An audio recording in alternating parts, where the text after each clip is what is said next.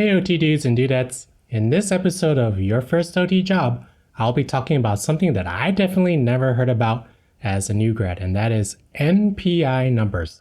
Sometimes employers will ask for it, so watching this video will prepare you so that you do not freak out when you're filling out your first OT job application when they ask for it. You're watching Your First OT Job.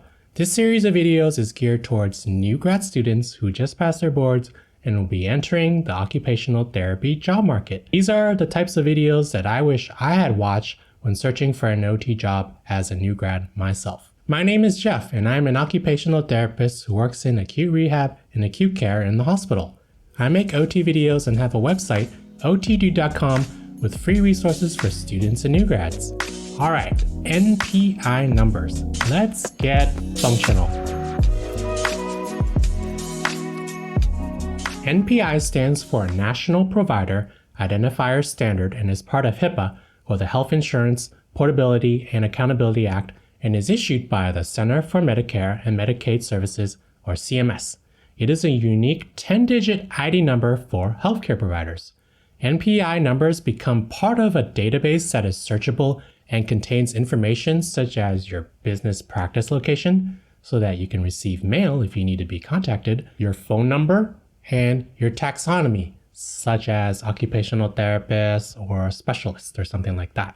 I am not an expert on this, but how I encountered it was when a classmate asked me what an NPI number was because their employer asked for it. Now, I'm not sure if everyone needs to have an NPI number under HIPAA,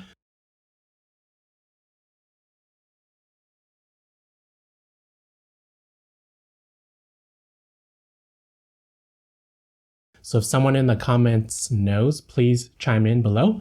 Getting an NPI number is not too difficult, but some parts may trip you up. You just go on a website and fill out the information. And if you've never done it before, some of it, the entries may be confusing, but you should be able to figure it out. I would allow some time to do this and not wait until the last minute when you're filling out your job application in case you have questions and it's after business hours, for example. One thing to keep in mind is that whatever you enter is going to be public information. Your name, mailing address, primary practice address, phone number, and other identifiers. So it may be a good idea to get a PO box. You may be able to get away with using your employer's address if they let you for the mailing address and the primary practice address.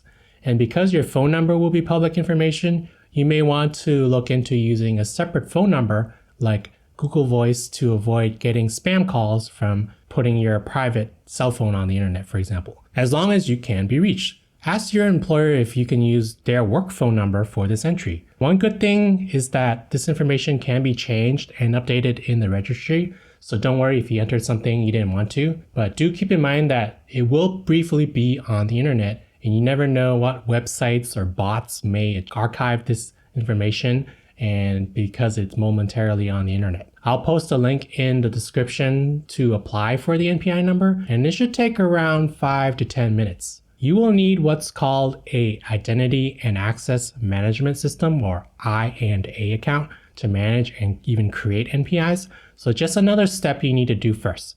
This will redirect you to another website. And once you have your I&A account, you can log in and then create your NPI number. Once you have your NPI, you can then copy and paste this number to submit with your job application and to provide it with your employer.